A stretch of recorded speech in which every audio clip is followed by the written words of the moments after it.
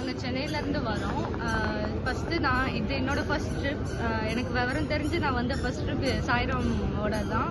அது எங்கள் பெத்ததான் அரேஞ்ச் பண்ணாங்க. ஸோ அவங்க கார்த்திக் மூலியமாக தான் அரேஞ்ச் பண்ணாங்க. எங்களோட ஃப்ரெண்டு தான் அவங்க.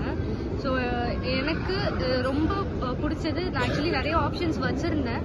பட் ஸ்டில் இங்கே எனக்கு எப்படி இருக்கும் என்னன்றதுலாம் எனக்கு தெரியல. பட் ஸ்டில் அவங்க நான் எக்ஸ்பெக்ட் பண்ணதோட டபுள் மடங்கு தான் இருந்தது.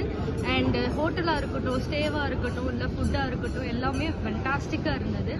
அண்ட் ராயலாக இருந்தது. மெயினாக நாங்கள் கொடுத்த காஸ்ட்டை விட ரொம்ப ராயலாக தான் அவங்க கொடுத்தாங்க.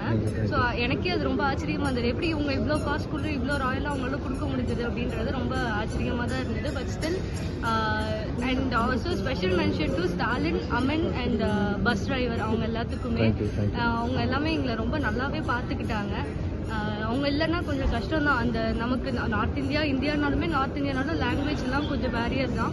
ஸோ அதில் அவங்க எங்களை நல்லாவே பார்த்துக்கிட்டாங்க. எந்த ஒரு இதுவும் இல்லாமல், எந்த ஒரு முகம் சொலிப்பும் இல்லாமல் நல்லாவே எங்களை பார்த்துக்கிட்டாங்க.